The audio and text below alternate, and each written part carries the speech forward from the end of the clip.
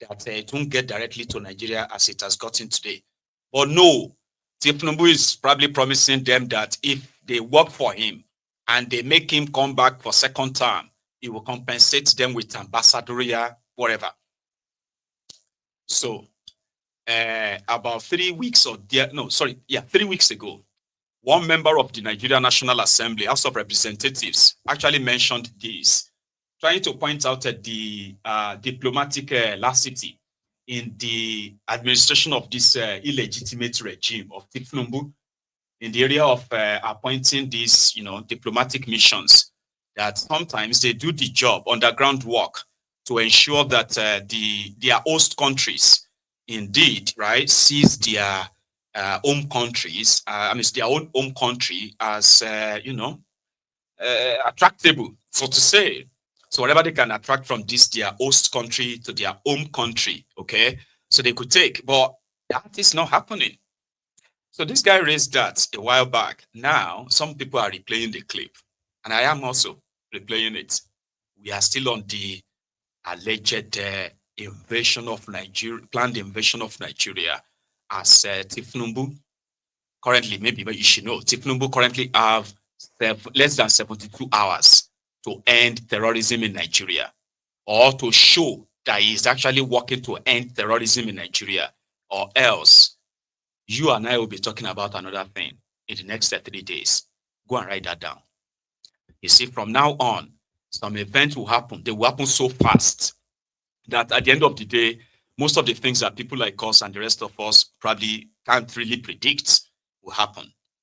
And I will say something after this video. Watch this. Our constituency of Edo State, a very proud Benin chief. Mr. Speaker, this is a very, very sensitive and serious issue we have at our hands right now. Mr. Speaker, Nigeria cannot afford to avoid global politics. Just like my honorable senior colleague alluded, Honorable Sada Soli, that what we are seeing here is global politics, and we cannot shy away from it. It is not enough to say we are being targeted as a country, but we must put in place the necessary machineries to fight a cause like this. Mr. Speaker, as we speak, I don't think Nigeria has an ambassador to the United States. As we speak, I don't believe Nigeria has a permanent representative to the United Nations and so many other countries. Considering the role Nigeria plays in the African continent, Mr. Speaker, I think at this point, even if we succeed in doing this investigation and getting these reports, the America that I know, they have their own procedures. If we don't have the proper channel that they recognize, I'm sorry, that investigation and report might amount to nothing.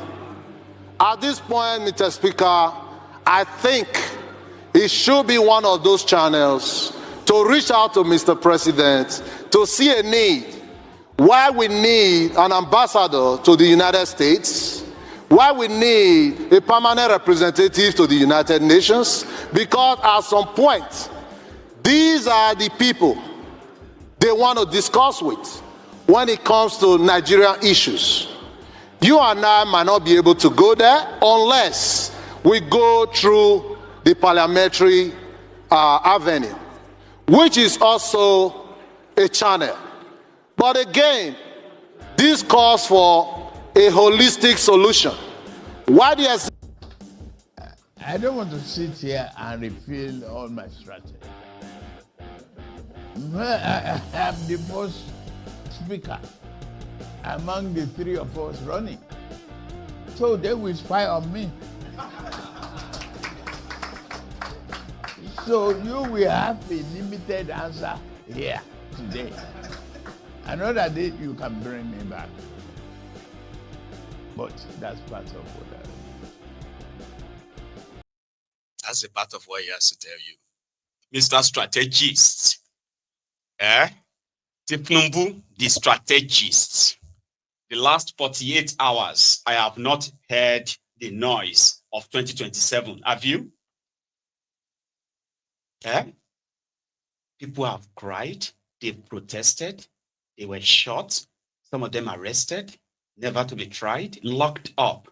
They've expressed their displeasure with the way things are going. But rather than the government to listen to them, they have unleashed other tougher, horrible violence on them. That Nigerians currently believe that they've lost their right to protest. They've lost their right, their right to peaceful gathering. They couldn't express themselves on social media. They are being hunted down. Why terrorists are holding, so they are hosting live stream on TikTok in Nigeria. So Nigerians kept asking themselves, how come it is easier for this government to track anybody that says something about government, but it is so difficult for them to track this terrorist who continues to show to the rest of the world that Nigeria is a finished country? No thanks to APC. Tinubu's mindset of continuing from where Bukwari stopped, kicked off, or should I say, was firstly sort of like publicized or made public when Arakuri, you remember that daughter of Afenifere leader, Papa Shoranti, Oluronke or Ronke something, Arakuri, that was killed by the Fulani terrorists somewhere near Ore. Remember that lady? Anyway, Tinubu went to see her father, her aged father, to kind of like pay his own condolence visits. Okay, so when Tinubu was living, he was asking the journalist that how did they know that the lady was killed by the Fulani terrorist? So they should show him the cows. He's categorically asked, where are the cows? Few years after, he became the president of Nigeria, who also went to Yelwata when over 200 armless citizens were slaughtered by this murderous Fulani terrorist. What did he ask? What did he tell them?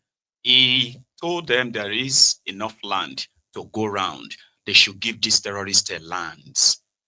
But you know something? You know something? The terrorists that are killing Nigerians today on their bikes with their war weapons, they have no single cow. But the government of Nigeria is making making an impression, right, that they have found this solution to this, this barbarism. It is to ask the people to give up their lands in order to appease these murderers. But that has changed, right? But this was then.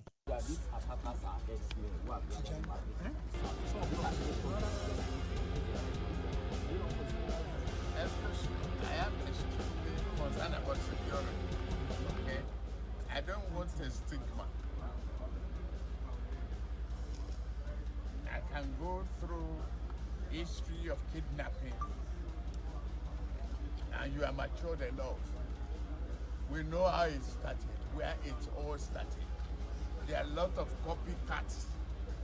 How many years ago have we faced insecurity in this country and cases of kidnapping? Is Evans who was arrested and the disclosure thereafter a herdsman?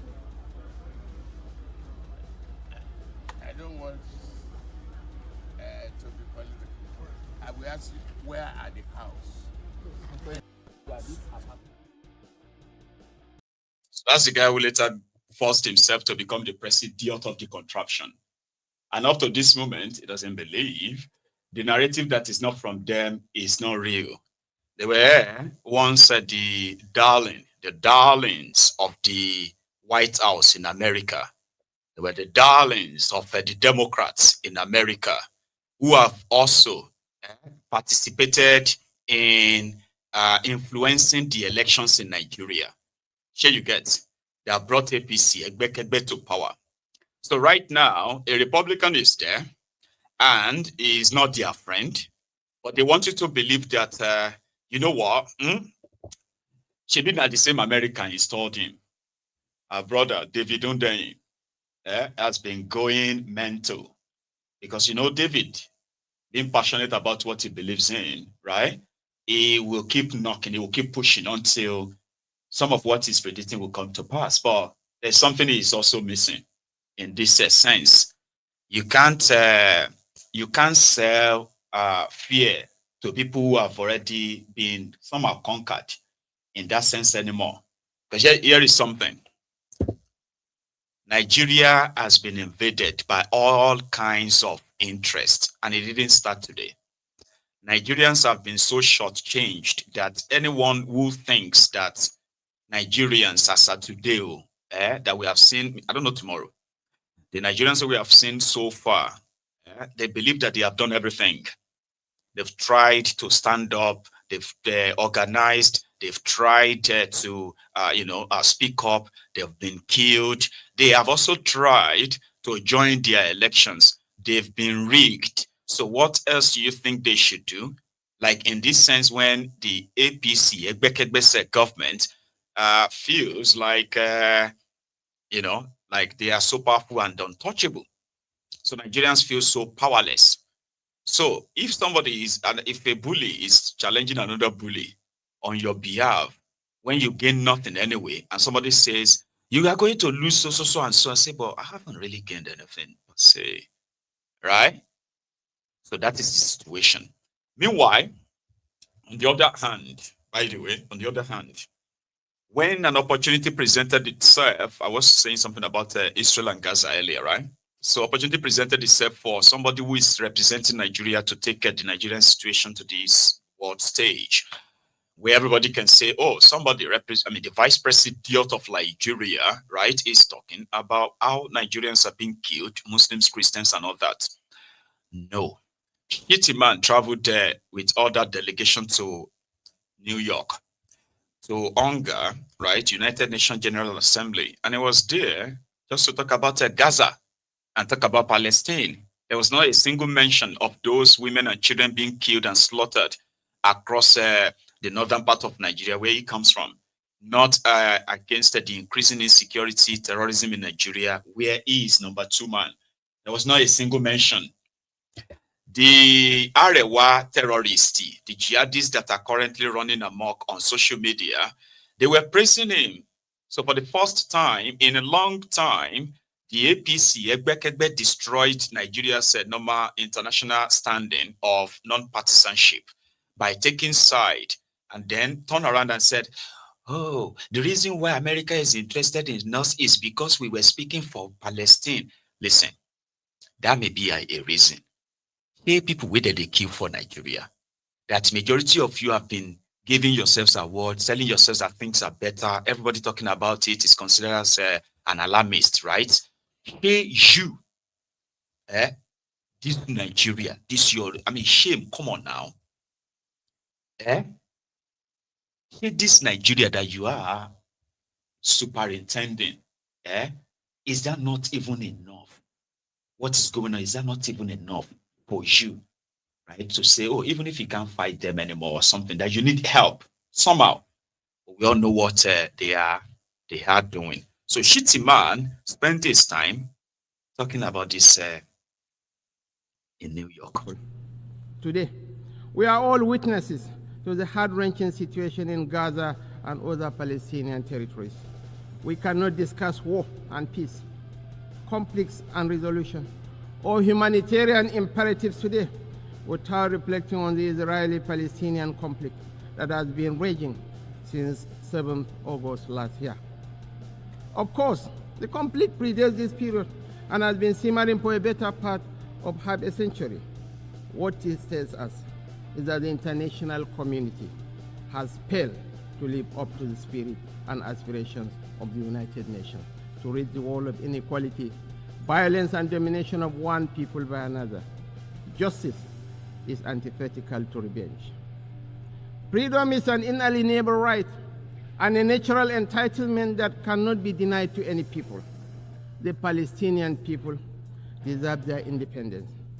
They deserve to have a home of their own in territories already recognized by this very assembly and by international law, which is being routinely ignored. Nigeria continues to urge efforts to bring back on track the two-state solution that offers the prospect for a new beginning for the region. Nigeria reaffirms to supporting United Nations peacekeeping operations. We recognize the need for Africa to build strong and professional armies to meet the multiple challenges we face. Consequently, we reiterate the call for international support to operationalize the African standby force, in addition to the provision of requisite support and resources to ensure the upgrade. Since when I born, you never seen this kind of abuse before. Tinubu, I must abuse you. Tinubu, number one, Ogun Okiyopa. Tinubu number two, Ogun Okiyoma. Tinubu number three, Ogun Okiyo your children. Tinubu number four, Ogun go bury all your family. Tinubu is a god to you. A god to you. Tinubu is a god to you. And Wausa. That. And then Tinubu himself, just a few days ago, bragged, hang on, let's take a minute. Yeah, let's take a minute. So we currently have over 2,000 of us on YouTube right now watching live, which is great. So imagine if the 2,000 of us right now decided to just like the broadcast, if you haven't already, just once. And then you take that, offering to over 1,000. I could manage half. So can we, or shall we? It won't take much of your time. If you haven't subscribed onto Maiyegun's Diary Political, this is what we do. If you think this is interesting enough for you to hang around, I promise you will regret it. Okay? It's just that I need to also advise you as well. Okay? I am anti-establishment. It doesn't matter whether na APC they in charge of that contraption, or PDP they in charge of that contraption, or na Labour. Mine is anti-establishment because I can easily tell. Here you understand now. So, if for any reason you found Maiyegun's Diary Political and you kind of like heard us talking about this APC and you don't like them, right?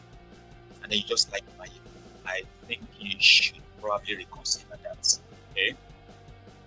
So there could be a time that it's going to be some of your pastors. They are those Baba Jews. They rate them here. You understand? Yeah. Don't rate them.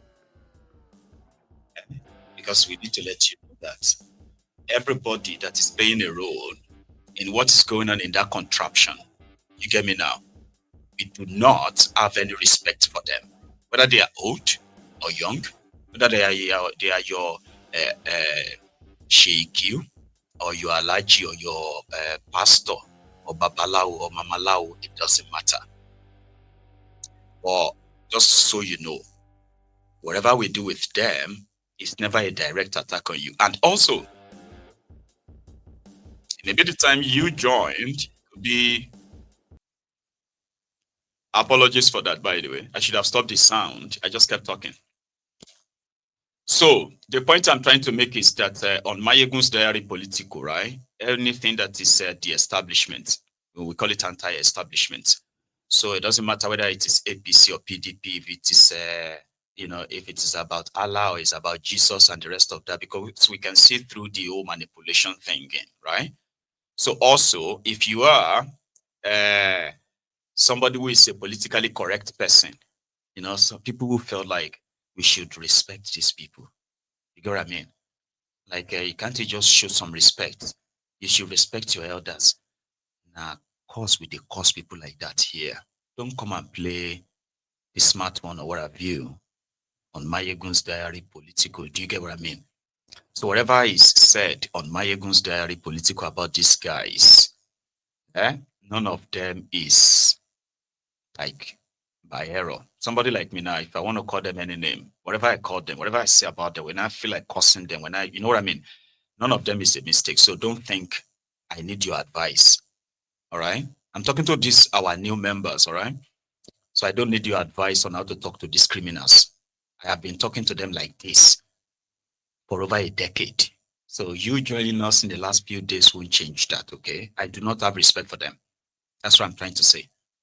So if you see them as your fathers or your mothers, I don't. And listen, it is not out of disrespect. In fact, it is out of reciprocatory respect. They have no respect for us. They don't give a shit about me and you. You know that, right? So when people don't have respect for me, I don't have respect for them. And I can tell you, your criminal politicians don't give a shit and they don't like have respect for you. That's why they could do all they are doing. So it is not in your place to respect them, whether they are old, young, from your tribe, from another person's tribe, from your religion, from your household. But if you don't care, we'll be fine. I promise you, we'll be fine. So don't say, man, I thought this guy is a responsible person. Why are you talking to